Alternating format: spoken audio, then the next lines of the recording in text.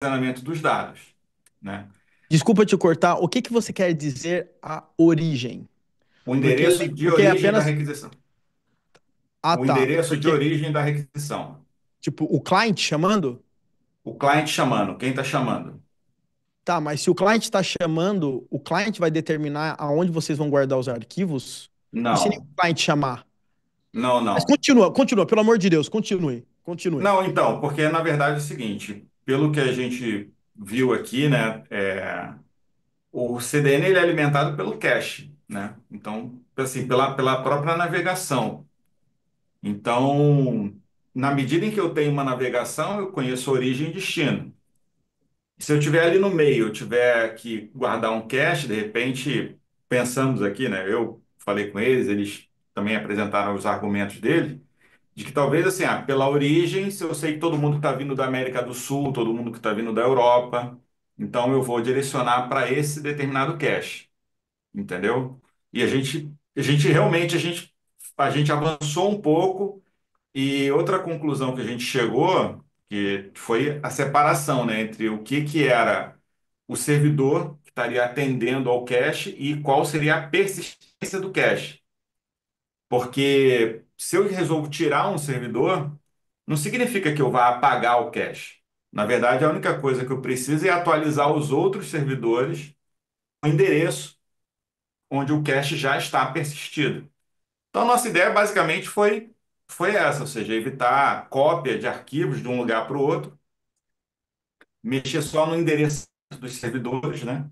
Aqui, do acesso ao disco, e ter a requisição de origem como sendo assim a chave para saber onde pegar o dado.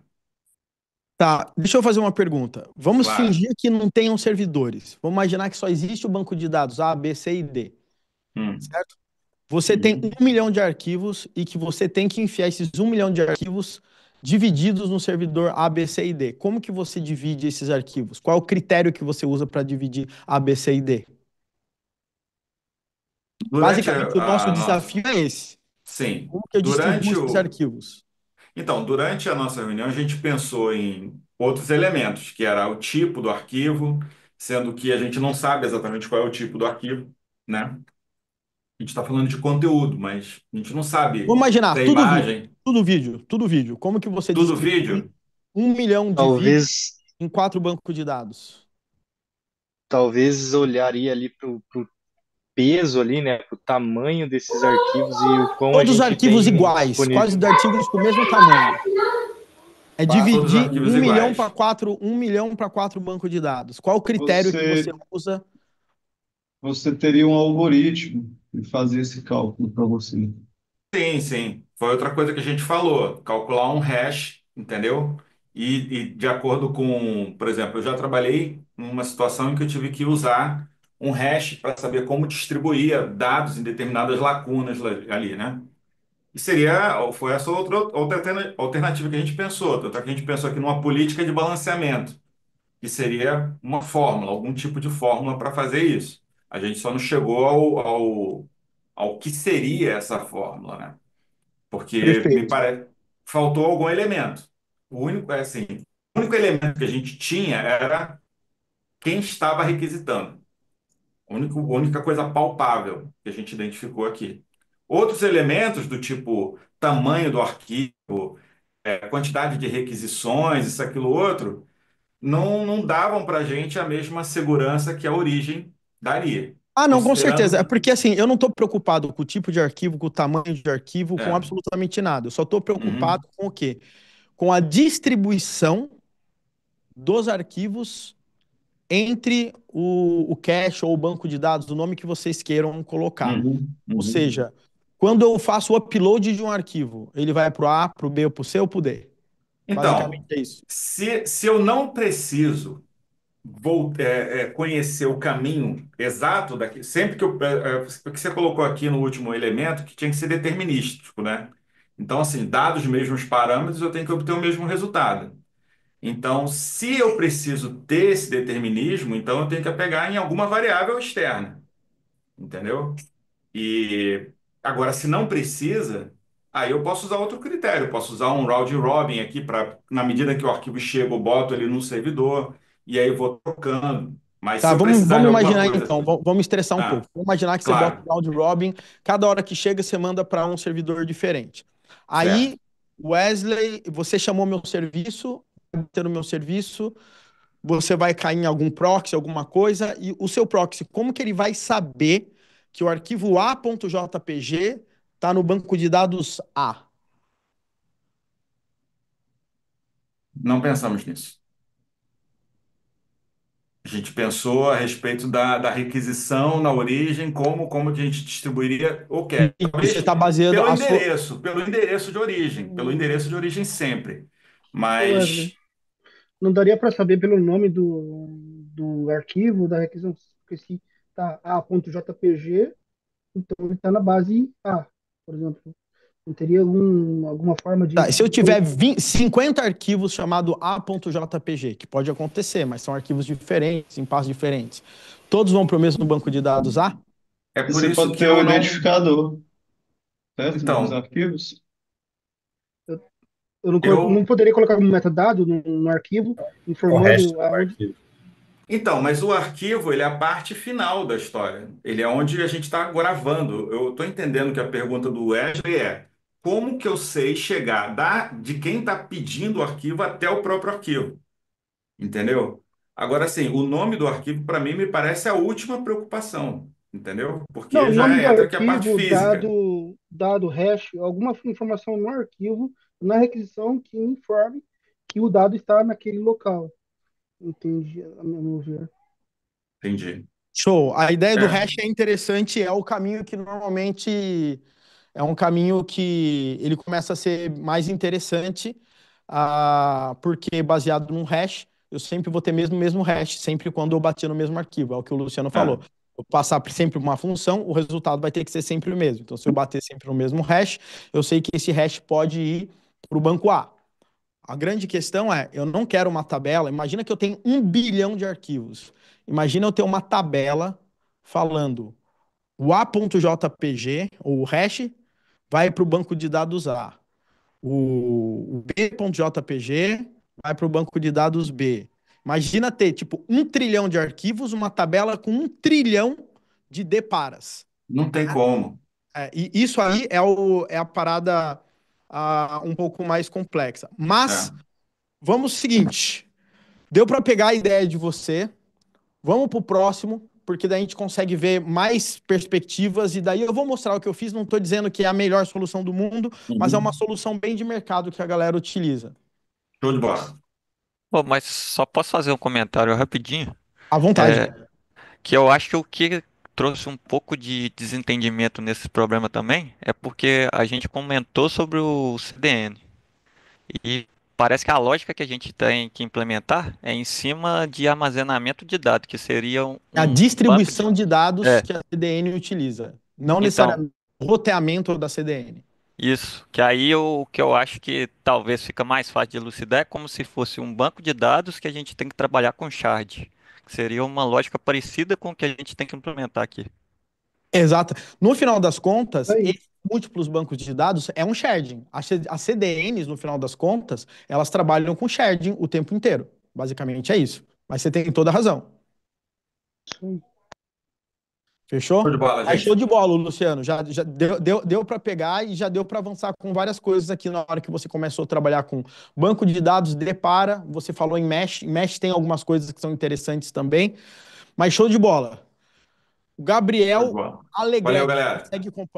Valeu, Luciano.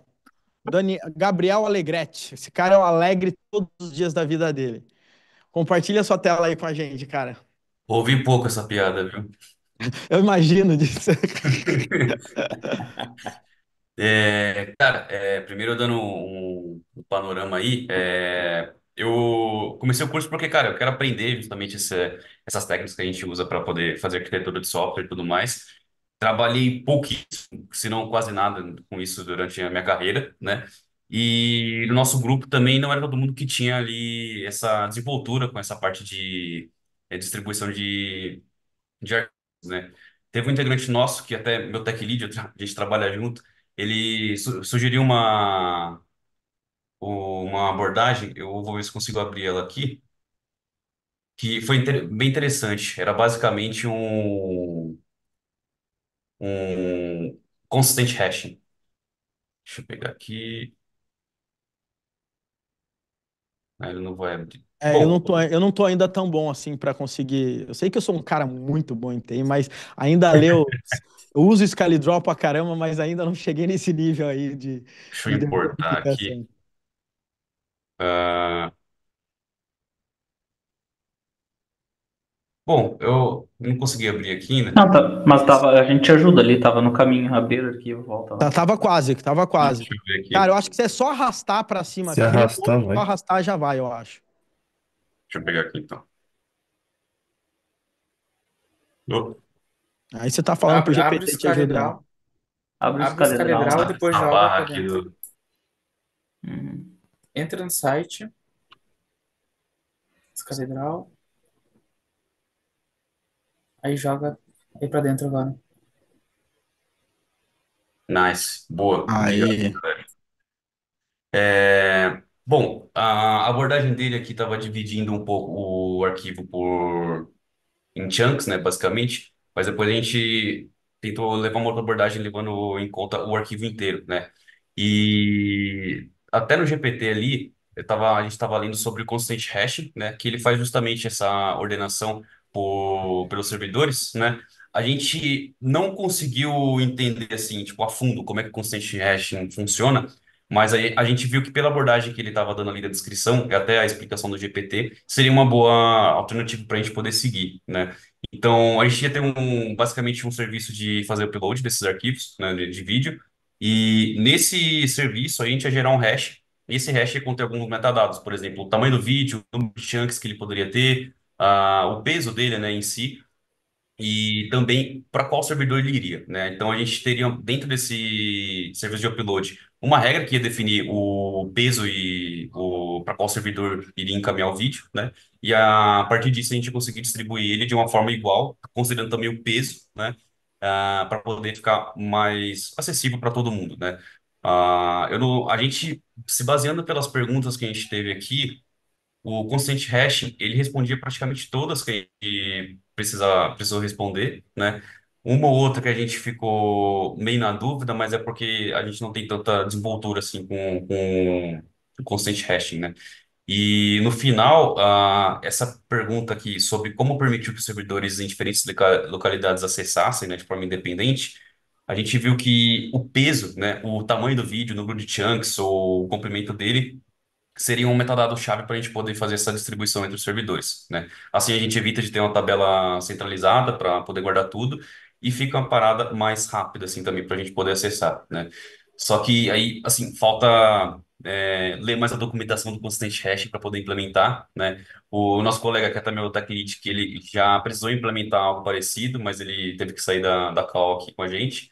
Cara, Mas deixou na mão na última. O tech lead que deixa os caras na mão na último momento, cara. você Tá? vê, né? Você vê. O cara chega e fala assim, cara, é por aí, tá? Já venho. Entendeu? O Joga na deploy é mão e se amanhã. Mas essa foi a abordagem que a gente encontrou assim que seria mais adequada para esse cenário, né? E aí, se os outros integrantes aí da nossa equipe lá quiserem responder também, fazer algum comentário que eu deixei passar aqui, fique à vontade, Igor. E aí, galera? Vamos botar só pro nosso amigo Alegre aí, deixar Tô falar. comendo, gente. Cara, mas o seguinte, ô Gabriel, o caminho é esse, tá? Eu já vou adiantar aí para bastante gente. O caminho é esse. Eu entendi a ideia e o caminho é muito parecido com esse, que, que é o que eu vou mostrar e o que são muitas soluções utilizam baseado nesse conceito, tá? Não vou falar muito mais sobre isso, existem diversas particularidades, depois eu vou aprofundar um pouquinho mais, mas show de bola. Você já deu o caminho das pedras aí para muita gente. Agora, os grupos que já fizeram, não adianta ficar fazendo GPT e mudando Scala e Draw nesse momento, tá? Essa explicação aqui foi excelente, cara. Cara, imagine seus amigos têm um monte de doce para dividir, mas em vez de simplesmente pegar aleatório, você tem que criar uma regra para sempre quando entrar um novo doce, eles sabem exatamente com quem deixar. Agora pense que cada amigo tem um número especial. Se o novo amigo chegar, ele pega os doces do amigo do próximo. Cara, perfeito. Show de bola. É incrível, né? Engraçado. É incrível. Show de bola. Valeu, Gabriel. Cara, valeu. Mega feliz aí. Você conseguiu chegar no ponto. Não chegou no nível da profundidade, mas você conseguiu descobrir o caminho. Eu acho que isso é uma das coisas principais nos dias de hoje. O maior problema hoje em dia, mesmo com o IA, galera, a gente não saber o que a gente não sabe. E daí a gente não sabe perguntar, né? Por isso que eu tento focar sempre nessas aulas, muita coisa de conceito. Porque essa parada você consegue usar em vários lugares, em diversas situações. Depois eu vou trazer alguns serviços que usam isso aí e que a gente nem sabe que esses caras usam. Show? Mas eu quero ver o José Renan Faria agora mostrar Ô, pra gente a Wesley, parada dele. só mais uma dúvida antes. Teve um colega nosso, o Erley, que ele comentou que isso parecia uma abordagem peer-to-peer, mais ou menos como funcionava o torrent, né? Aí, se ele quiser comentar mais, eu não sei se tem muito a ver, eu tenho pouca experiência nisso também. Aí, eu não sei se é mais ou menos no mesmo caminho também. Pois é, eu só estava dando uma olhada aqui, porque é claro, a gente foi dar uma pesquisada em como funcionava de control, né, do Consistent Hash Ring. Então, tem alguns artigos no Medium explicando como funciona e alguns exemplos de abordagem, né? Trouxe algumas CDNs, como a Cloudflare, a Kamai, e trouxe alguns exemplos de rede peer-to-peer também. Então, é uma pegada que se utiliza em outros cenários, né? É o que é Cara, interessante. é muito interessante porque sim, cara, peer-to-peer usa consistent hashing. Não necessariamente tudo, entendeu? Mas usa, cara. Essa é a pegada, sim. Usa sim.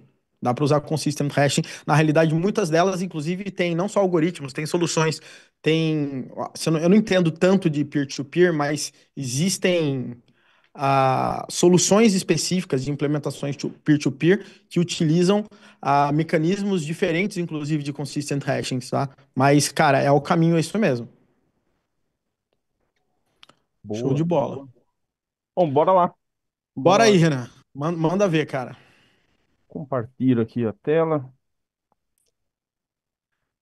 Bom, a gente começou discutindo algumas coisas ali com o pessoal, principalmente no que estava ligado aos objetivos, né? Até para a gente entender, a gente começou indo para um caminho de como encontrar o arquivo ou como distribuir isso o mais próximo do cliente possível. E aí, dentro das perguntas, a gente entendeu que talvez o caminho não estava por ali. Eu vou comentar aqui sobre as perguntas, cara, porque daí a gente vai respondendo em partes aqui como que a gente raciocinou as coisas, né? Então, a parte de dividir responsabilidades para garantir que o conteúdo esteja bem distribuído, a gente pensou em utilizar o percentual do disco já utilizado por cada node. Então, os nodes que tiverem, para ter um balanceamento melhor ali, né? Então, imaginando que cada node pode estar ali com 10%, com 15% do seu disco utilizado, o que tiver menor, a gente vai utilizar ele como base, inicialmente. Utilizando sempre esse percentual de disco no algoritmo que a gente for utilizar, entendeu? Dado que um novo arquivo precisa ser armazenado, como que a gente decide, né, em qual servidor utilizar? Bom, utilizando com menor percentual. Se tiver menos cheio, a gente seria o escolhido ali, né? Como garantir que nenhum servidor fique sobrecarregado, enquanto outros ficam ociosos? A gente pensou em utilizar um replication factor maior que um, pelo menos, para qualquer cenário, né? E aí, maior que um depende muito do tamanho do que a gente está falando, do que a gente vai construir de fato, algumas dependências ali, né? Inclusive, assim, para ele ter um replication factor maior que um, ah, a gente vai ter que distribuir esse arquivo por mais de um servidor, né? E aí, quais são os dois, três, quatro, enfim, quantos replication factors a gente tiver, para quais servidores vai esse arquivo, né? Para os que tiverem com percentual menos utilizado ali de disco, tá? Se for necessário adicionar ou remover arquivos ao longo do tempo, como que a gente faz isso sem causar uma realocação massiva de arquivos? A gente pensou em montar uma estratégia de drenar o arquivo para os outros nodes, e a gente pensou também nessa parte do consistent hashing, tá? É, no caso do consistent hashing, os arquivos são movidos para o próximo servidor, e para a questão de distribuição balanceada, utilizar a virtualização dos nós. Então, além de utilizar o consistent hashing, a gente pegou um dos artigos que o pessoal trouxe, né, para explicar um pouco essa parte de node virtual. Então, tinha uma questão lá de sobrecarga em um dos nodes, né, e dentro dessa sobrecarga eram criados ali nodes virtuais para a gente poder fazer uma distribuição melhor. E aí, a última pergunta: como permitir que servidores em diferentes localidades possam, de forma independente, saber onde determinado conteúdo está armazenado, sem depender de uma tabela centralizada? Bom, o próprio Consistent Hashing já responde essa, né? A gente consegue saber onde está cada servidor. E aí a gente deixou alguns links utilizados, eu queria deixar no chat aqui para a galera, se tiver tudo bem. Acho que fica um pouquinho mais de informação, cara.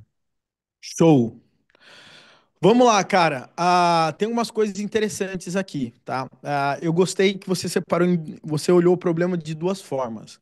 Uma forma em como distribuir os arquivos, e nesse caso você falou do consistent hashing, e você falou também critérios para escolher qual é o servidor que você vai enviar esses arquivos.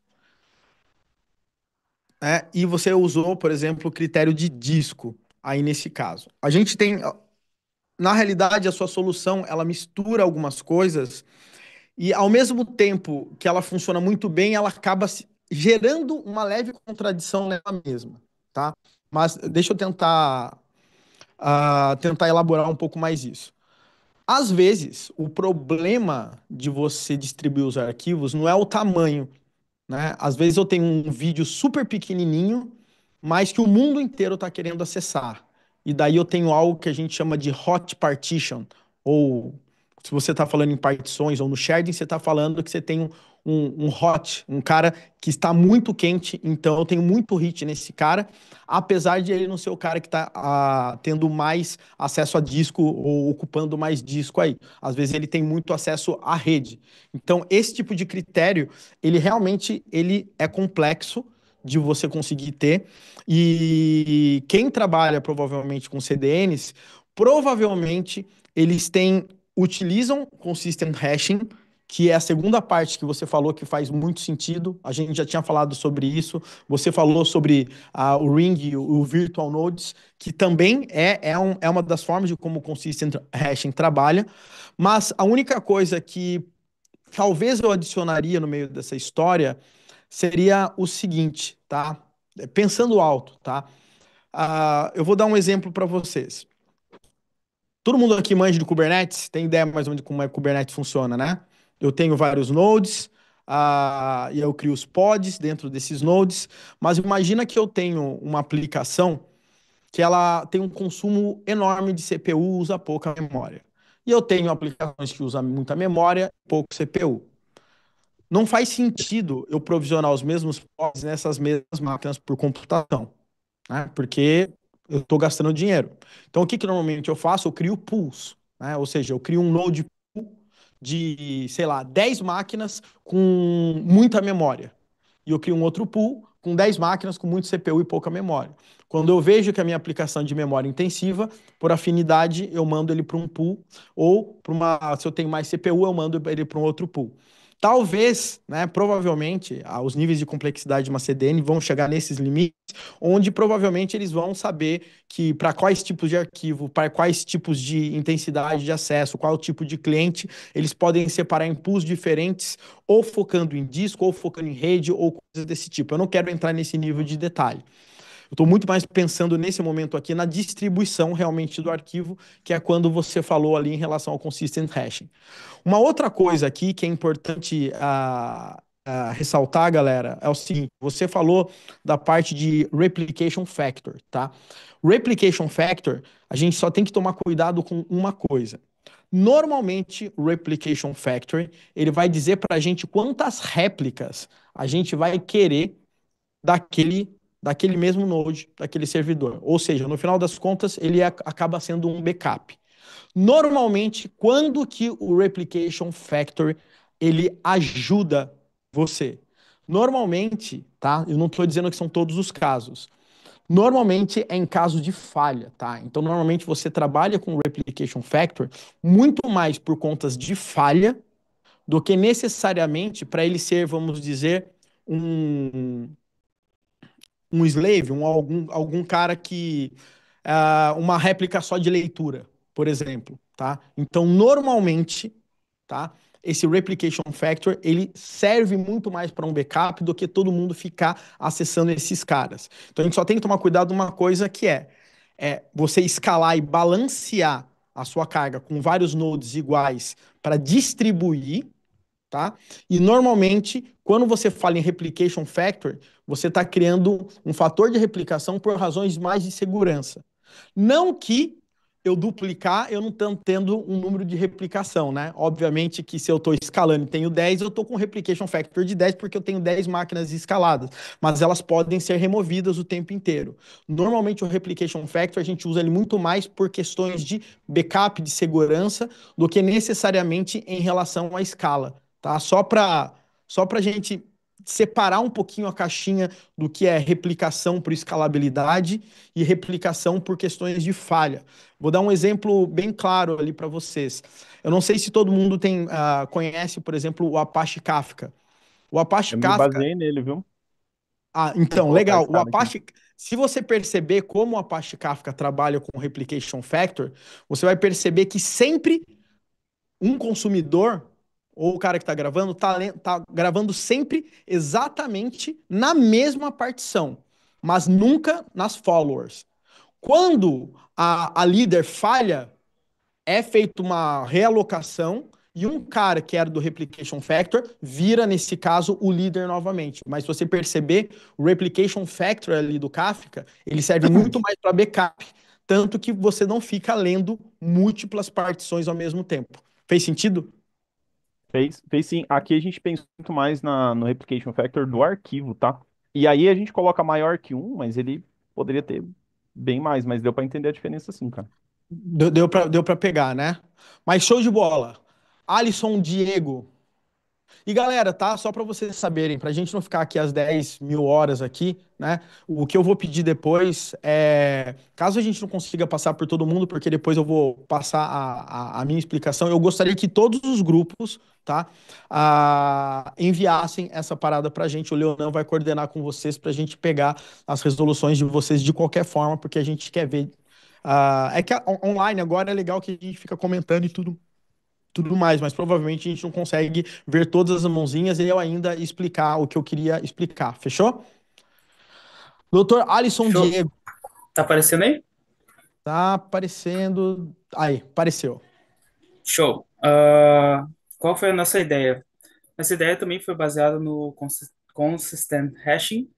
E, basicamente, quando a gente quer gravar um arquivo, a gente vai ter, enfim, a gente tem N maneiras de fazer esse hash, seja pelo um ID, pelo timestamp, para a gente chegar em um número onde ele seria divisível pela quantidade de nodes que eu tenho. Então, a partir desse resultado, eu saberia aonde eu gravo, aonde eu esquento esse arquivo. Por exemplo, eu tenho os arquivos no Bucket. A partir desse cálculo, eu descubro em qual deles que o resultado vai dar. A partir disso, quando um usuário bater nesse servidor, ele já vai ter o resultado de qual node que ele precisa bater depois. Então, eu não uso um banco de dados, nenhum tipo de depara, é essa função que vai ser sempre O de 1 no caso. Deu para entender? Falei bem resumidamente. Tá no mudo, Wesley. Deu para entender e é uma solução. Inclusive, no meu exemplo, eu vou usar essa solução, mas a gente tem alguns probleminhas quando ela chega aí, né? Quando eu começo a adicionar mais servidores, mais bancos de dados ali, como é que funciona essa função para ela redistribuir esses caras? Então, Ou se eu remover um cara, imagina que eu removi um servidor. Aí, quando eu bater naquela função, aquele servidor não vai mais existir. Como é que você imagina isso? então, o servidor ele deve parar de existir somente no momento em que ele já passou para os seus irmãos, né? Então, a partir do momento que ele terminou de passar, então ele pode deixar existir, e aí o cálculo é que Aí daí você tem o que mudar cálculo a foi hash function de novo, né? É, então, ele vai ter que eu fiz parar de algum parte. controlador vai ter que fazer, vai ter que ter talvez um lock que ele tá Pô, nesse momento que ele tá deixando de existir, ele vai repassar pro refazer o cálculo com base em 3, descobrir para onde ele e a partir do momento que ele sair, esse lock já foi desfeito e o hash vai manter porque o cálculo que o hash mandou para 4 na verdade, se converteu em 3. Talvez algumas coisas, Eu vou algo tentar desse ser um pouco tipo. mais dramático, tá? Imagina que a gente tivesse 100, você tirou um. Como é que esse rebalanceamento aí acontece? Porque ele vai ser massivo. Imagina a gente tem 10 teras num desses servers, eu tenho mais 100 caras nesse node que você está fazendo esse hash, esse apontamento para esses 100 caras para ele distribuir. Ah, como que eu sei, na hora que eu remover esse servidor, para onde que vão os outros caras? Então, Quantos desses dados eu vou mover, entendeu? A meu grande pergunta aí é essa. Quantos desses eu tenho que mover, né? Como que eu espalho isso? então, como tudo se baseia no cálculo, quando eu mandasse para esse servidor, ele deveria fazer um novo cálculo. Teria que ter algum serviço aí entendendo que tem um locado para, para haver a diminuição na quantidade de máquinas. Então, enquanto o serviço que busca, ele ainda vai estar com 100, então ele vai buscar naquele ali. E enquanto esse lock está ativo, o serviço de gravação deve se basear no novo número. Faria algo desse tipo. Não, perfeito. Cara, sem dúvidas é exatamente isso.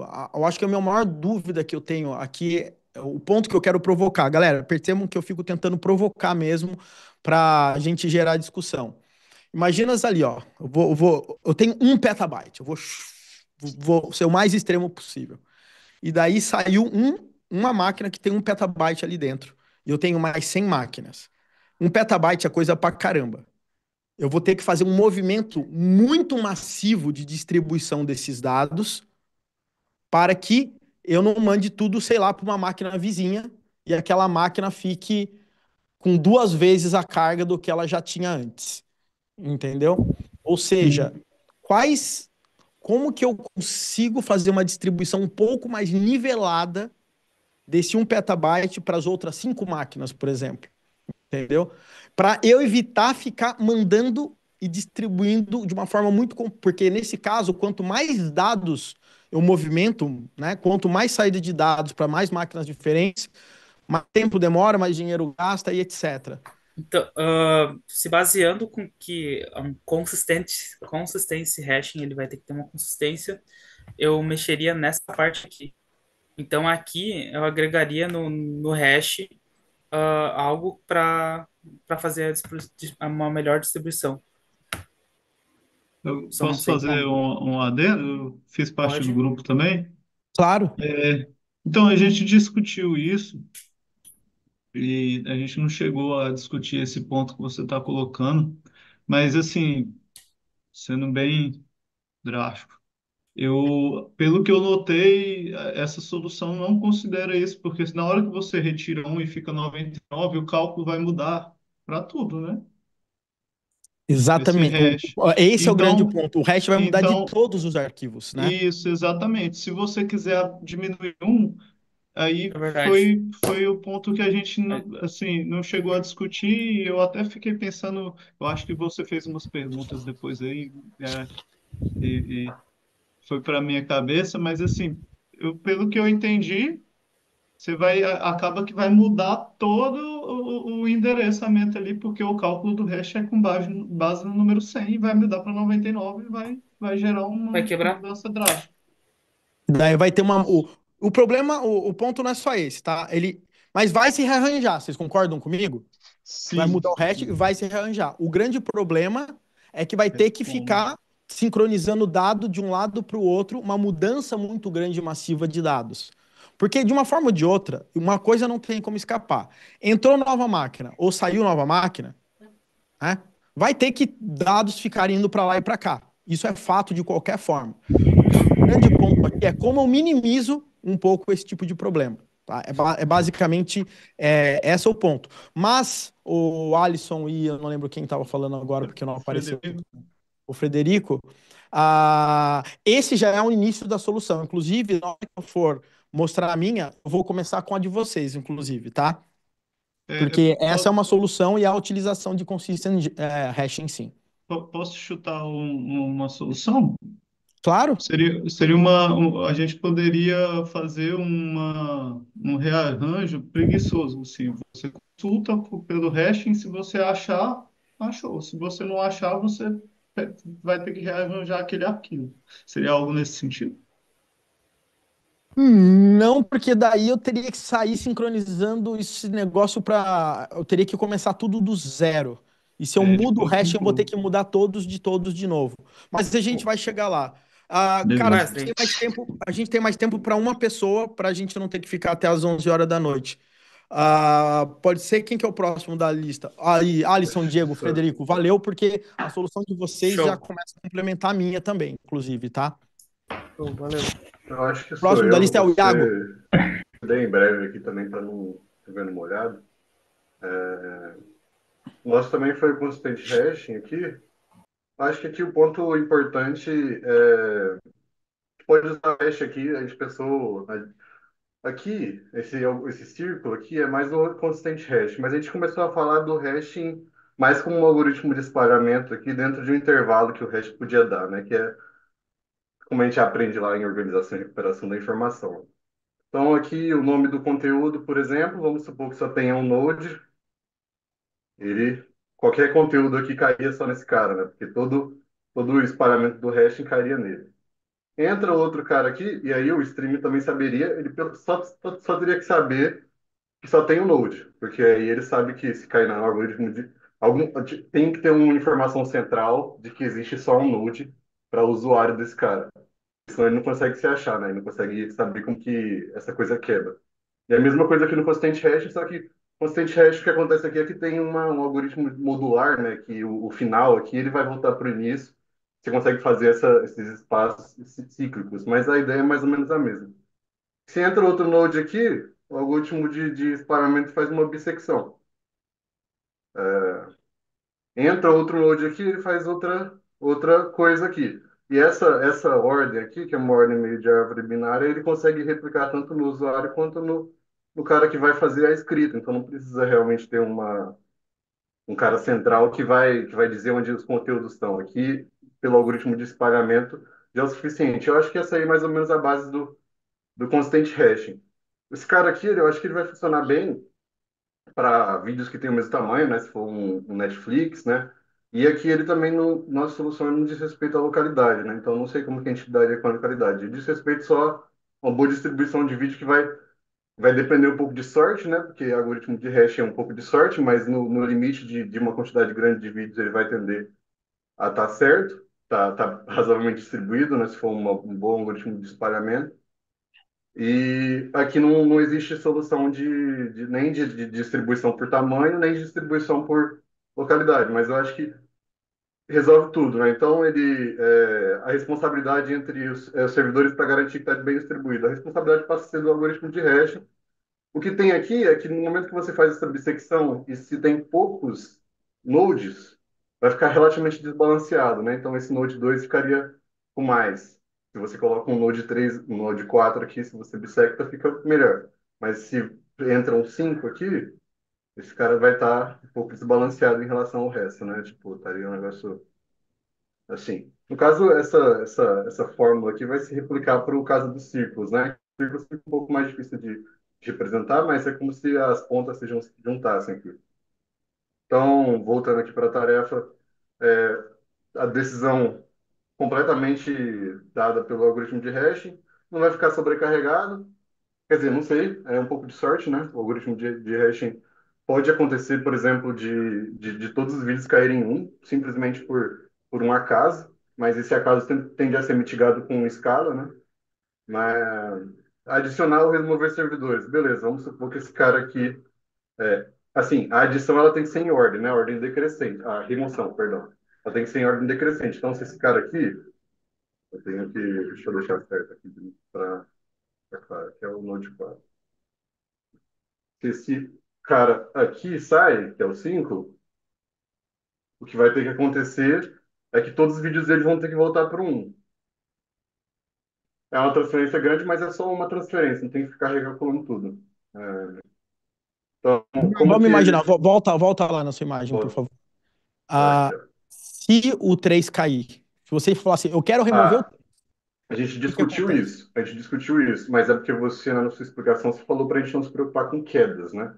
Então a gente Não, estava só não, se eu tô dizendo, preocupando. não tô falando em queda. Eu quero. Hoje eu acordei de mau humor e eu falei, o servidor 3, eu quero remover ele daqui. Como é que fica a É, transferência de dados? é, Rebalanceamento. assim, a gente poderia remover e quebraria o algoritmo, assim. A gente poderia usar um algoritmo de rebalanceamento de árvore, Não, né? não, você vai ter que É, fazer o rebalanceamento, obviamente. Se eu falar, é, eu quero remover o 3, eu quero saber como pronto, que vai ser a redistribuição. remover esse Os cara. dados do 3 vão para onde? A gente pode reindexar esses caras, voltar a dar outro nomes para ele, baseado no algoritmo. Esse cara que pode começar a ser o 3. Assim, seriam dois que teriam Cara, que velho, rodar, você né? tá na Mas esse cara portinha, cara. poderia. Você tá na porta, que você tá com o ring na sua direita, cara. É, tá com o ring aqui. Então, vamos pensar nesse cara aqui, né? Vamos deletar aqui. Não sei, aqui eu tô chutando, tá? A gente discutiu isso aí, mas a gente decidiu não trabalhar nessa coisa. Mas vamos supor, tem o Node 1, o 2, 3 aqui. A gente passa a colocar um 4 e esse cara passa. Aqui a gente está dividindo em 3, inicialmente, não sei. Poderia ser em 2, né? Mas vamos lá, a gente divide aqui e tem o 4. Aí, ao invés de fazer uma remoção que eu falei na ordem, a gente faz uma remoção inversa, né? Tipo, uma remoção arbitrária, que é remover o 3. Aí, beleza, como que a gente vai lidar com esse espaço? Cara, talvez puxar o mais próximo aqui, que esteja com menos espaço para cá, e recolocar os nomes, teria, teria muita Cara, você mudança, tá. porque tudo. Segura, você tá quase lá. Você tá quase lá. E boas. Cara, tá muito legal isso, porque, coincidentemente, todas as soluções que foram dando uma atrás do outro, tá se, começando a seguir a mesma linha que é onde que eu tô querendo chegar. Ah, o André e o Renato estão com a mão acima. Cara, vocês têm alguma solução que é muito diferente do que foi mostrado até agora? Não, É, a nossa é inclusive, igual. Tá. eu sou do mesmo grupo do Iago, mas era isso que eu ia comentar, era algo do anel mesmo, né? Que era tipo como se fosse um relógio, né? De 0 a 100. E aí, por exemplo, o servidor A ali na posição 20, o B na 50, o C na 80. A gente tem um arquivo, sei lá, foto JPG, né? A gente usa o hash, né, para obter um número. A gente pega o número 65, vai para a posição ali mais próxima, né? Então, ou seja, o próximo de 65 seria o 80. Então, o servidor C vai para posição ele vai para a posição 80, que seria o servidor C.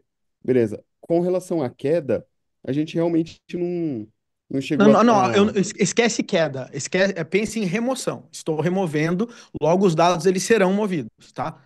Mas, Isso. cara, segura que tá, o rastro tá chegando lá. Tá chegando Uhum. lá. Alguém pensou em algo Para de parecido? apresentar aqui? Pode parar. Wesley.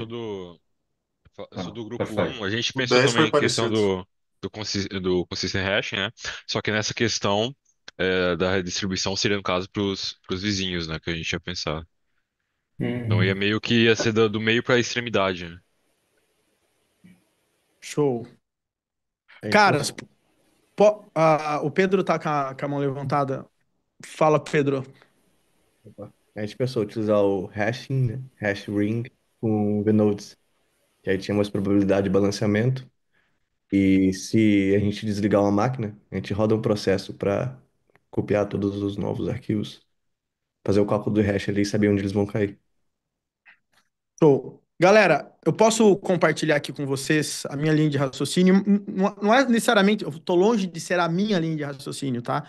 É a linha que normalmente diversos serviços hoje em dia utilizam fazendo isso, e não é só CDN, tá? Isso acontece no Redis, nos clusters, o Apache Kafka trabalha diferente, o Redis também é um pouco diferente, mas o Cassandra, DynamoDB, cara, sistemas peer-to-peer, todos eles têm uma coisa muito comum. Às vezes tem algumas diferenças nas implementações, mas a ideia é muito parecida. Eu vou compartilhar minha tela aqui com vocês para vocês meio que pegarem a ideia do que eu tô colocando. Mas, cara, foi muito bacana porque chegou muito perto, né?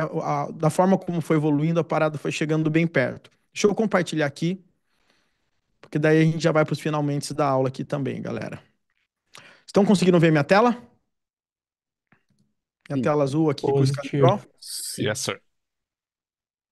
Beleza. Caras, aqui é o seguinte, isso aqui, se vocês olharem, é uma das soluções que eu não lembro quem mostrou, né?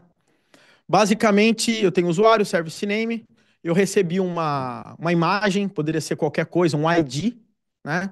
Eu fiz uma função que eu faço um hash no meu asset, e essa imagem aqui, né, o ID dela, o UUID, tanto faz, o que for, vai retornar um hash igual a 12, certo? Aí vamos imaginar que eu tenho 3 nodes aqui. Então, se eu tenho 3 nodes, eu faço 12 mod 3 é igual a 0.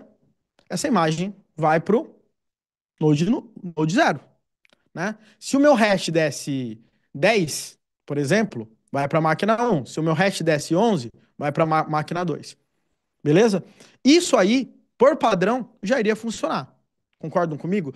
Todo mundo que acessar a bendita imagem, eu vou retirar o hash, automaticamente eu já sei para qual máquina eu tenho que encaminhar, exatamente pelo fato que eu sei qual o ID do hash que eu vou mandar. Perfeito? Então, Mas como isso que aí. isso garante que ele vai distribuir de forma igualitária com Então, vamos a lá. capacidade? Então, vamos devagar. Eu estou pensando em distribuição da quantidade de conteúdo. Eu não estou falando em pools em relação a tráfego, tá? Falando de distribuição de arquivos dentro de um node. O ponto é o seguinte: essa é uma forma simples de eu conseguir, né, gerar de alguma forma algum balanceamento em relação a esses dados. Porém, além desse problema que você acabou de colocar, é como que eu garanto, né, que esse meu hash cada hora vai ser distribuído igualitariamente? De forma geral, até que eu consigo, tá? É que eu estou fazendo com algoritmo de mod, mas até que eu consigo, porque existem alguns algoritmos de geração de hash, tem um que chama Murmur, não sei se vocês já ouviram falar, ele consegue ter uma distribuição bem grande para que, tipo, user 1, user 2, user 3, não sei o que, 4, não fiquem com hashes finais ou algo muito parecido, e ele consegue gerar uma distribuição maior.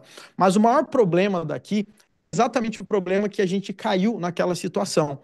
Se eu remover esse node aqui, né, obviamente, os dados desse node eles vão ter que ser redistribuídos tanto para o node 1, para o node 0 e para o node 1. Mas não é só isso. Se eu remover esse node aqui, essa minha conta aqui vira mod 2. E se ela virar mod 2, significa que todos os hashes daqui vão ser recalculados e eu vou ter que mover todos os arquivos e todos os lugares de novo, tá? E acontece a mesma coisa no final se eu adicionar mais um cara.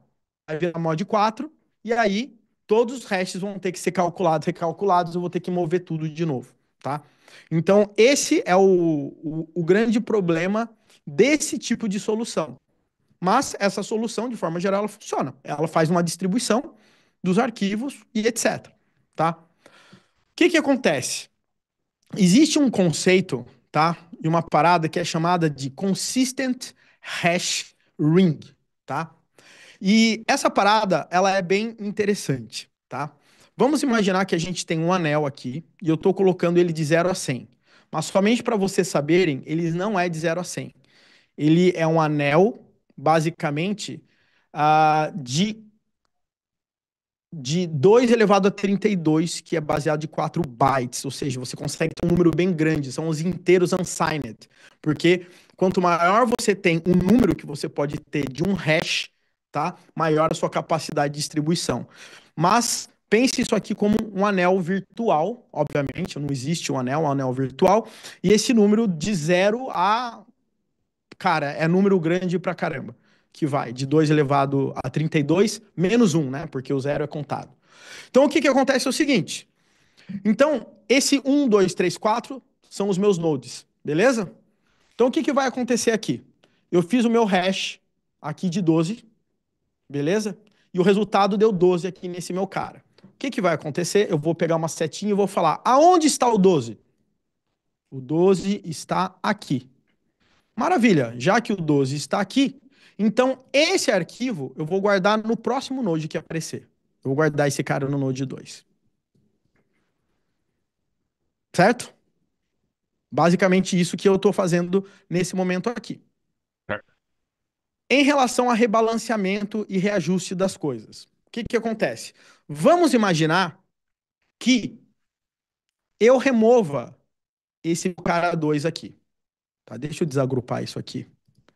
Vamos imaginar que eu remova esse meu cara 2 daqui. O que que vai acontecer? Você concorda comigo que daqui para cá, tá? Daqui para cá é o meu problema? Meu problema agora está do 0 ao 25. Porque do 25 ao 50, eu tô bem porque eu estou distribuído. Vocês concordam comigo? Então, o meu problema de redistribuição e espalhamento de dados, ele vai estar limitado a essa cadeia aqui. E não mais a cadeia inteira que eu acabava tendo quando eu caía nessa situação. Porque quando eu diminuo uma máquina, eu tenho que recalcular o hash de todos aqui nesse momento. E agora, eu não preciso mais recalcular hashes de todos. Eu preciso, na realidade, cuidar, né, da geração desses caras, mas somente desse cara até aqui. Fez sentido isso que eu estou dizendo para vocês nos rings?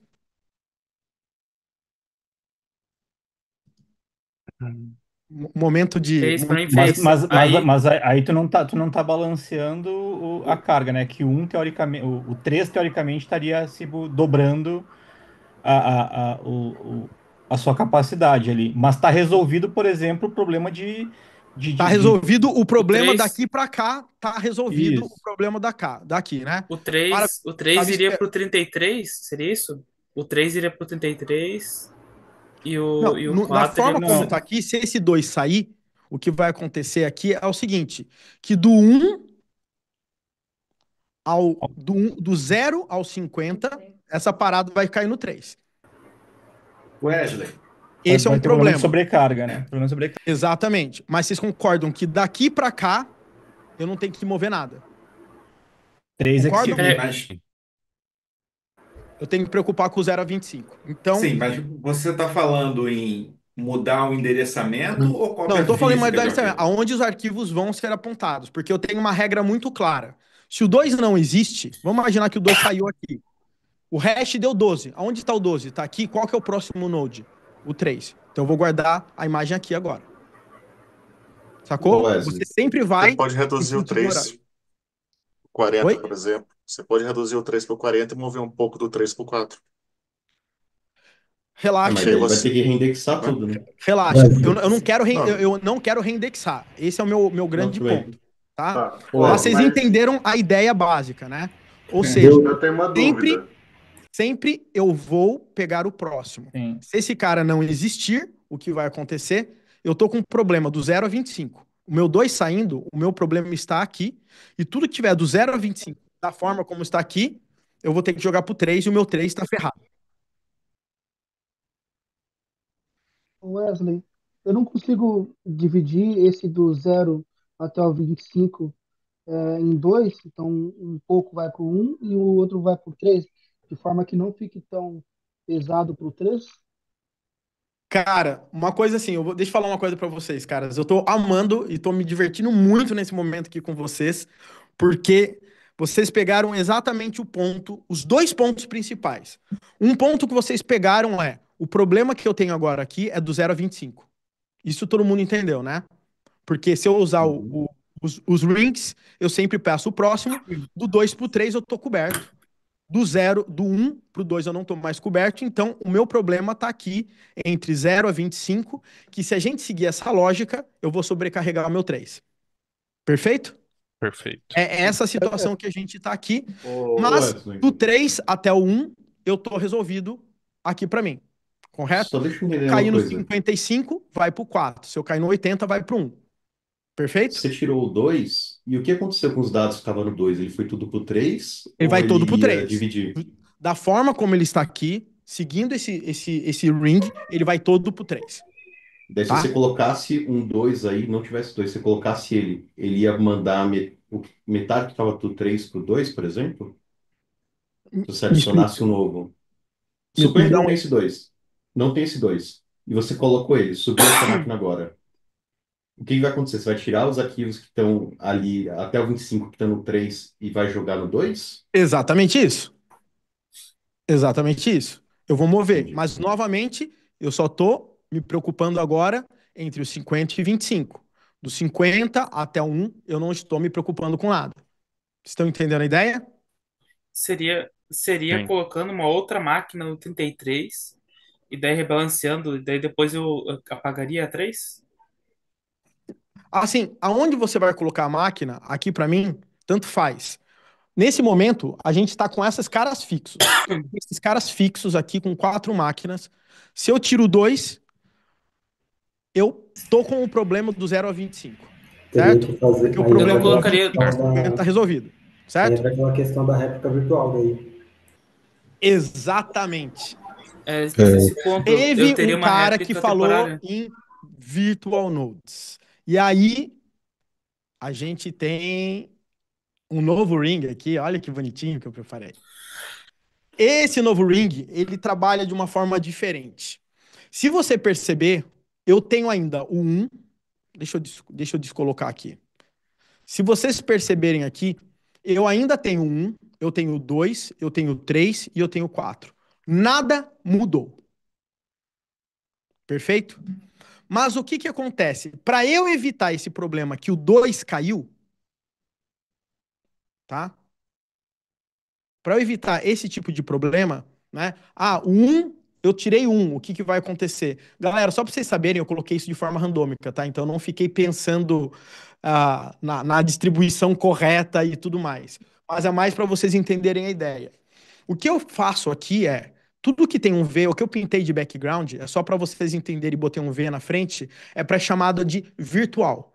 O que que isso significa? Que quando eu estou falando que eu tenho um V3 aqui, significa que o meu 3 também está na minha posição 10.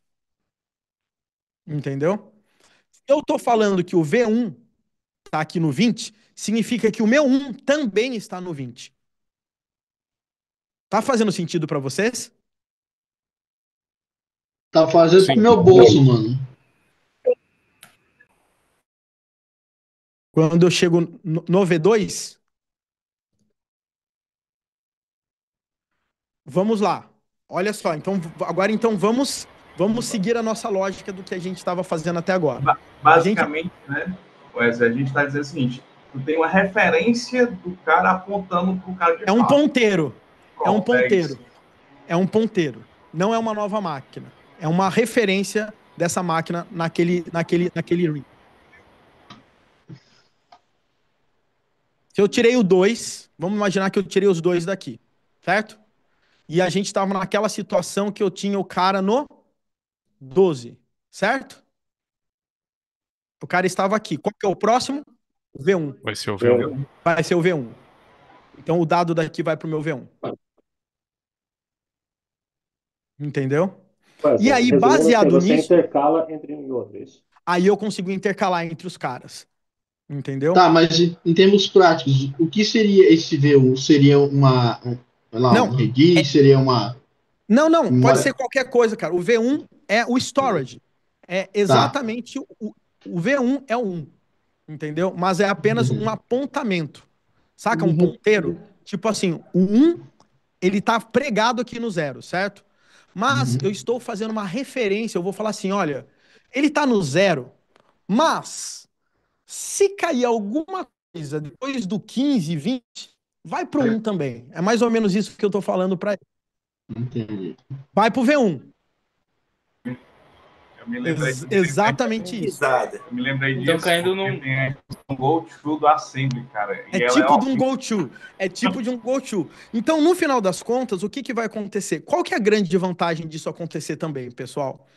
É em relação à parte de hot partitions ou hot, qualquer coisa que vocês queiram chamar. Por quê? Porque quando eu gero um hash, agora que eu tenho vários virtual nodes espalhados aqui, eu consigo ter muito mais granularidade e espalhamento dos dados entre os nodes. Porque antes, se todo mundo que tivesse com o final 12, sei lá, 12, caísse aqui, sempre ia ser o 2. E acabou. O cara caiu 11, sempre ia ser o 2. O cara caiu 9, sempre ia ser o 2. Vocês concordam comigo? Agora, se o cara caiu 9, ele tá no 3. Se ele caiu 4, ele vai no 4. Se ele caiu no 17, ele vai no 1. Entendeu? Ou seja, quando eu tenho um ring dessa forma, os dados eles vão ficar distribuídos ainda de uma forma ainda mais espalhada entre todos os nodes que eu acabo tendo, por conta que eu tenho esses nodes virtuais. Entendeu? Então, essa aqui que é a grande sacada. Porque se eu Wesley, voltar no ring anterior, o que que acontecia? Qualquer cara que eu coloco aqui vai cair no 2. Então, eu tenho que, se na cagada, vamos dizer assim, todos os hashes que eu começo a soltar o tempo todo, dá entre 0 a 25, o que que vai começar a acontecer comigo? Eu sempre vou estar chumbando acesso aqui no 2. E tem uma chance de eu ter isso mais desbalanceado. Quando eu faço isso virtualmente colocando, a chance de eu desbalancear dessa forma é menor, porque eu consigo ter esses apontamentos aí mais claros com esses virtual nodes. Ô Wesley,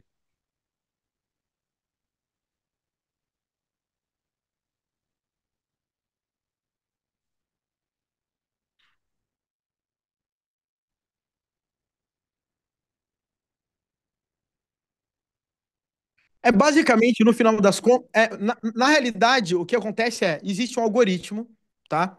E que não sou eu que vou fazer, que sei fazer, vamos dizer assim, existem implementações claras e etc. disso, que funciona da seguinte forma. Entrou um node, o que que ele vai fazer? Ah, botei um node aqui, um node 5. Botei um node 5 aqui. O que que vai acontecer? Agora que eu tenho um node 5, esse cara virou 5, o que que vai começar a acontecer? Do 4, tudo que cair agora daqui pro 4 até o 1 antes, tudo que caísse depois do 4 era para ser no 1. Mas agora eu tenho V2, V1, etc.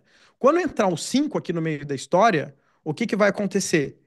Entre esse buraco e esse, vai ter o rebalanceamento. Todo o restante aqui vai manter igual, mas quando eu começar a botar os virtual nodes do 5, automaticamente o 5 ele já vai começar a ser espalhado novamente em relação aos caras, entendeu? A grande sacada dos virtual nodes é não ficar sobrecarregando especificamente um node e também gerar uma probabilidade estatística de espalhar mais os arquivos entre todos os nodes na hora que acabam acontecendo isso. Agora,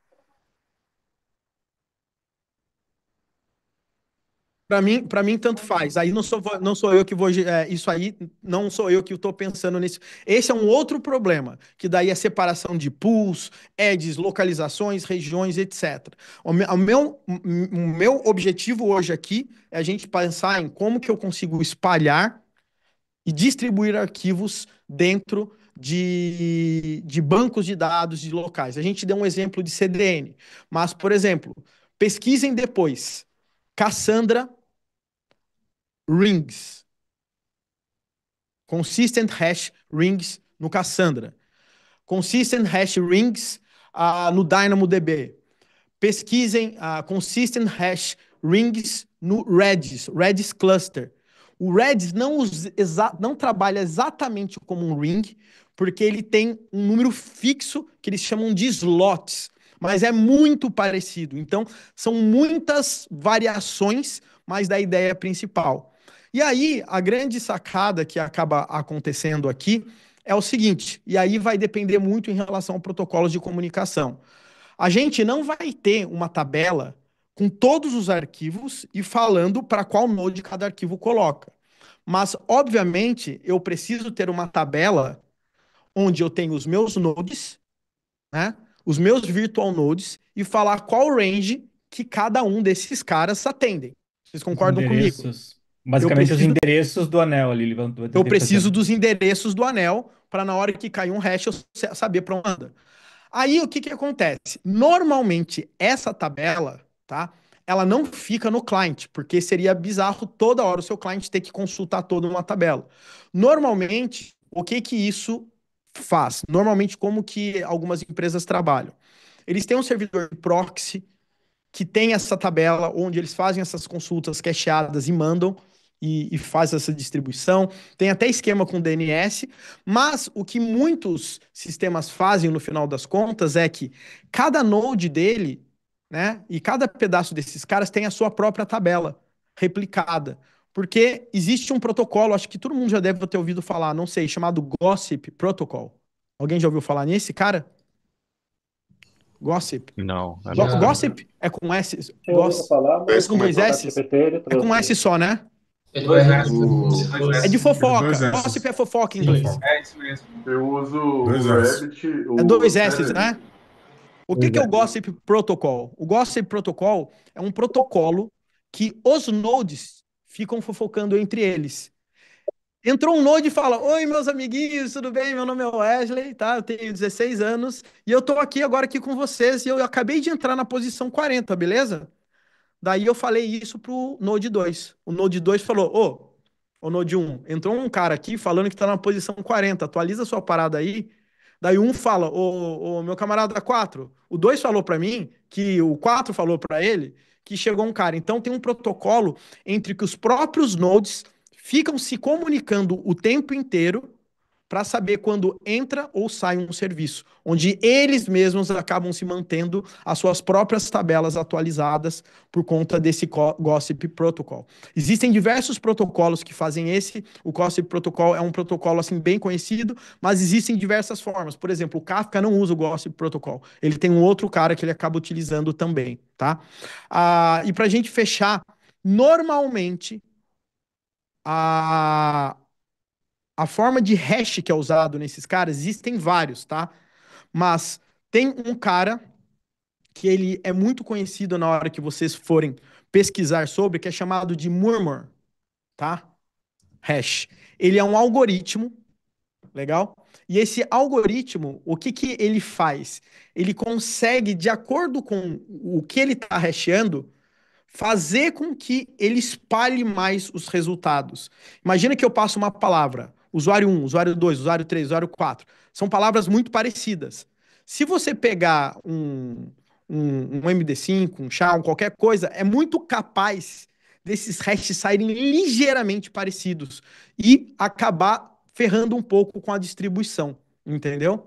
Então, nesses tipos de caso, existem diversos algoritmos que acabam ajudando nesses caras aí, tá? Então, esse Murmur, ele é um cara, assim, bem conhecido porque ele trabalha com essa velocidade. Essa velocidade não, com essa distribuição. Porém, ele não é o mais rápido, tá? Ele não é o mais rápido. Então, quando a gente está falando em algoritmo de hash, para vocês darem uma olhada, vocês podem olhar num cara que é chamado de CRC, tá? Significa Cyclic Redundancy, tá? Check, tá? E esse cara aqui, normalmente, você vai é em relação baseado em bytes, então tem de 32, tem eu acho que e de 16. Esse cara aqui, ele é o mais rápido que tem, pelo que eu saiba. É um dos caras mais rápidos, se eu não me engano. O Elasticsearch, se eu não me engano, usa ele. Tem vários caras que acabam utilizando ele. Inclusive, o Kafka usa ele. Esses caras aqui, eles ajudam a fazer esse rachamento. Ele é muito mais rápido do que o Murmur. Mas o problema é que a distribuição dele não é tão forte quanto do Murmur. Então o Murmur ele é mais rápido, ele é mais lento, apesar de ser muito rápido, mas ele consegue manter a distribuição mais espalhada para conseguir gerar algo muito mais equilibrado. O CRC, no final das contas, ele é um cara que no final das contas ele é mais rápido, mas quando você está falando de números muito longos, principalmente números, dados muito curtos, a chance da distribuição dele ser muito parecida é maior e você pode ter um desbalanceamento. Depois vocês podem até fazer um benchmark, recomendo que vocês façam, pode ser uma tarefa de casa, de pegar várias strings, aplicar com CRC, aplicar com Murmur, e depois vocês verem as distribuições do hash, quantos cadariam em cada node, por exemplo. Isso é um desafio legal que vocês poderiam fazer para vocês poderem comparar esses algoritmos de hashing.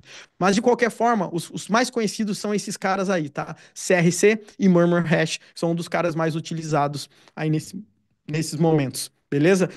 O CRC, cara, ele trabalha muito a nível de bytes, de shifts, de operadores mesmo do processador. Então ele é muito mais rápido mesmo. Mas ele tem a desvantagem dele não ser tão espalhado. Então é trade-off no final das contas. Cassandra, Elasticsearch, Memcache, todos esses caras usam Murmur, pelo se eu não me engano. E Redis e Kafka usa CRC. Lembrando que o Redis Cluster não usa rings necessariamente. O Redis ele trabalha com slots fixos, que eu já não lembro a quantidade de slots, mas é um valor fixo. E daí, baseado nesses valores, é como que eles trabalham muito ali com as informações. Porque se você perceber, um cluster do Redis, você tem dados, é um sharding distribuídos em diversos nodes, né? Como que eu sei em qual node eu vou pegar aquela informação na hora que eu estou dando um get? Então é baseado nos hashes, que isso é utilizado também. Então, tá aí mais uma dica, toda hora que você pensar no Redis funcionando em cluster e você der um get em alguma informação, como que o Redis sabe em qual node aquela informação está guardada? Então, normalmente é por conta de consistent hashing que eles acabam trabalhando. Fechou, meu povo? Ô Wesley, o, eu pensava que o Kafka usava o Murmur para calcular as partições lá. O Kafka, se eu não me engano, ele utiliza o CRC, tá? Posso estar enganado, tá? Mas eu acho que ele usa o CRC, tá? Tá, vou rever, mas se eu não me engano, quando eu estava olhando a aula sobre Kafka, ele falava que era Murmur 2, mas era para calcular aqui lá a partir daqui qual a partição ele ia cair. A daqui, qual é a partição? Cara, e que eu acho que na realidade é isso que ele usa o CRC. Posso estar enganado, tá? Então, tem uma GPTzada, vou até depois dar uma GPTzada aqui com Deep Research, para ver se eu não estou enganado. Posso estar falando alguma besteira, mas se eu não me engano, cara, eu tinha quase certeza que o caixa era CRC, cara. Inclusive porque, se eu não me engano, a quantidade de partições e os IDs deles não eram muito grandes, então eles não tinham que ficar se preocupando muito com isso. Mas eu posso estar enganado, tá, galera? Mas, de forma geral, independente de qual é o algoritmo, tá? Pelo menos quando alguém falar em CRC, CRC para você é o Murmur Hash, Gossip Protocol ou Slots, no caso do Redis, vocês já sabem como que a gente está falando em relação a balanceamento de informações e de dados. Agora, para a gente finalizar, galera, minha última reflexão para a gente poder ir embora e vocês descansarem, porque amanhã ainda está começando a metade da semana. A reflexão que eu dou aqui para vocês é o seguinte: pessoal, são esses tipos de informação que vão fazer diferença pra caramba para vocês em algum momento da carreira. Provavelmente ninguém vai sair amanhã e falando, deixa eu criar um consistent hash ring para aplicar aqui na minha aplicação. Provavelmente não vai ser isso que vai acontecer amanhã com vocês. Mas com certeza são esses tipos de informação, são esses tipos de coisa que vão conseguir dar base para vocês, tá? Trabalhar em grandes aplicações, passarem em processos seletivos de grandes empresas, porque provavelmente qualquer empresa grande que vai trabalhar com sistemas distribuídos ou trabalha massivamente com shardings, provavelmente isso alguém vai te perguntar em algum momento para isso. Você cada vez mais está ganhando uma base cada vez mais sólida. Para quê? para que na hora que você for codificar, na hora que você for fazer um system design, na hora que você for pensar em qualquer coisa, já é mais algo que está no seu repertório, não é mais uma palavra estranha. E eu acho que são esses tipos de coisa que acabam separando um programador, um desenvolvedor hoje que tem fundamento, que vai conseguir ter uma grande diferenciação nesse mundo com IA e etc., de um programador que sabe os principais métodos do framework dele e que sabe dar um get set no Redis e que, no momento que ele precisar entender um pouco mais como as coisas funcionam, ficam mais difíceis. Eu tenho certeza que se amanhã eu der uma aula de Kafka, ou vocês chegarem no módulo de Kafka e eu começar a falar de partições, separações, sharding para vocês, cara, vai ser 10 mil vezes mais fácil de todo mundo entender agora. Porque já vai estar muito claro como é que funciona toda essa história de balanceamento de dados, seleções. Então, isso acaba gerando um repertório muito forte para vocês. Toda vez agora que vocês pensarem em replicação, sharding, qualquer coisa desse tipo, com certeza a consistent hashing vai bater na sua cabeça e você já vai conseguir se ligar por onde estão as soluções. Vou aprender algo novo, vou aprender Kafka, apesar do Kafka não usar diretamente consistent hashing, cara, o raciocínio acaba sendo o mesmo. A maior dificuldade de alguém aprender Kafka, por exemplo, é entender para que tem que ter partição dentro de um broker, que ela é repetida e que isso vai ser rebalanceado e que se eu usar mesmo aqui, todo mundo vai cair exatamente no mesmo dado e etc. Cara, esses tipos de coisa é o que vão fazer diferença. Na hora que o bicho pegar na empresa e você tiver uma hotkey, todo mundo se matando lá, e eu preciso rebalancear essa informação, ninguém vai ter a mínima ideia de como essa parada funciona. Quem vai ter vai ser você. Você já vai saber por onde você começa a pesquisar, por onde você já vai começar a trabalhar. Cada dia mais eu quero focar nesses tipos de conteúdo com vocês, galera. Porque o melhor método, a melhor framework, aquela hack daquela linguagenzinha e etc., não é mais diferencial nos dias de hoje, e o meu comprometimento com vocês é cada vez trazer conteúdo mais denso, mais profundo, nem que vocês não vão usar no dia seguinte, mas, de uma forma geral, vai tornar vocês um profissional cada vez mais completo, porque tenho absoluta certeza, se você chegar para 90% da galera da empresa que você trabalha hoje, eu acho que poucas pessoas conhecem o que vocês acabaram de aprender. Provavelmente. E provavelmente são nos momentos que a coisa pega que essas informações, que essas coisas vão fazer diferença na hora de vocês resolverem problemas aí. Fechou? Wes, eu posso tirar uma dúvida rapidinho? Super rapidinha, cara, porque todo mundo tá, É bem todo mundo rápido tá mesmo. morto. É Vai na fé, mano. porque isso aí solucionou tudo do volume. Aí no nosso grupo lá, o pessoal também estava focando muito no número de requisição que, por exemplo, um arquivo pode ter. Eu conseguiria tirar a métrica por node virtual? Vamos supor, eu consegui saber que um node virtual está recebendo muita requisição e outro não, e eu poder colocar os dois na mesma máquina? Tem uma forma fácil que eu conseguiria fazer isso, por exemplo? Cara, na realidade, essa parada é um outro problema que tem muito a ver com consistent hashing, mas tem, que é o que a gente chama de hotkey, e que esse é um problema que vai ter que ficar para para um outro momento para eu conseguir te ajudar. Ah, Porque tranquilo. a forma de resolver isso, na minha opinião, é uma gambiarra, mas eu não conheço outra forma, tá?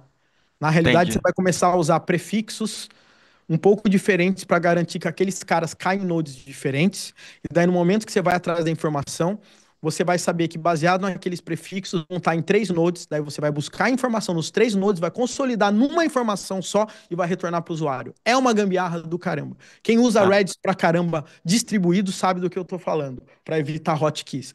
Não tem muito o que fazer nesses casos. Mas uma hora a gente senta para falar dessa parada, porque cara, é mais uma aula de 5 horas só para falar de hotkey, cara, porque é complexo também. não entendi. Então, com isso, meio que a resposta é não, porque eu queria ver se tinha uma forma simplificada. Vamos supor, eu consegui monitorar um node específico, mas pelo visto é Cara, bem, você seria consegue complexo, monitorar, né? você vai ver que ele tá ferrado, mas você não vai conseguir fazer muita coisa, na realidade, entendeu? A Entendi. verdade é essa. O que você vai fazer é, esse node está muito ferrado, qual Ah, é o não. range que ele atende? Ele O node que atende eu, esse? o node que eu falo, o node virtual, não a máquina em si. Então, É quando eu que o estou falando NIR. Node, tanto faz o virtual ou não. A única forma de você conseguir diminuir esse hit em cima dele é conseguir colocar alguém entre o range dele para ele conseguir fazer esse balanceamento. E normalmente, para fazer isso, você vai ter que colocar mais um node número 5 para gerar mais virtuais para esse gap dele diminuir, entendeu? Entendi, Normalmente acaba, não tem muita fórmula muito mágica, pelo que eu saiba, não, tá? entendi. Wesley, tem duas perguntas, acredito que é coisa rápida. Onde que ficariam os algoritmos de hash consistente? Basicamente, assim, teria um service e também teria no Node, nos nodes? Cara, normalmente quando você vai fazer o upload do arquivo, ele vai ter um ID, por exemplo, é rodado esse algoritmo, e daí esse cara, baseado nisso, ele já vai ser mandado para aquela base. A grande sacada desses algoritmos é que toda vez que você passar a mesma entrada, ele vai sempre sair a mesma saída. Entendeu? Então não importa aonde você rode ele. Então, se eu tiver isso no meu service, eu falo, esse cara eu vou mandar para aquele local. Se em algum momento, em algum outro local, precisar saber onde que aquele cara tá, vai pegar o hash, vai ter a tabela dos ranges dos rings e vai saber para qual máquina mandar.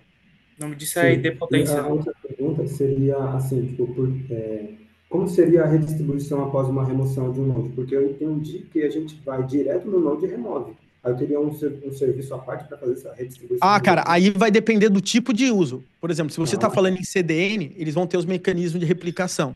Se você está falando do DynamoDB, ele tem um mecanismo de rebalanceamento. Se você estiver falando do Kafka, o Kafka tem até comando de rebalance que você faz isso para ele mesmo ter os algoritmos dele fazer o rebalanceamento. Aí já nem Entendeu? entra muito a nossa responsabilidade, é mais depende do... É mais responsabilidade da solução que está sendo utilizada. Não é você que vai falar, joga esse, joga não. Normalmente, CDNs têm os seus próximos, as suas ferramentas, quem usa o Kafka tem o rebalance, e tudo isso tem um custo, porque você está movimentando arquivos, você vai deixar serviços mais lentos e etc.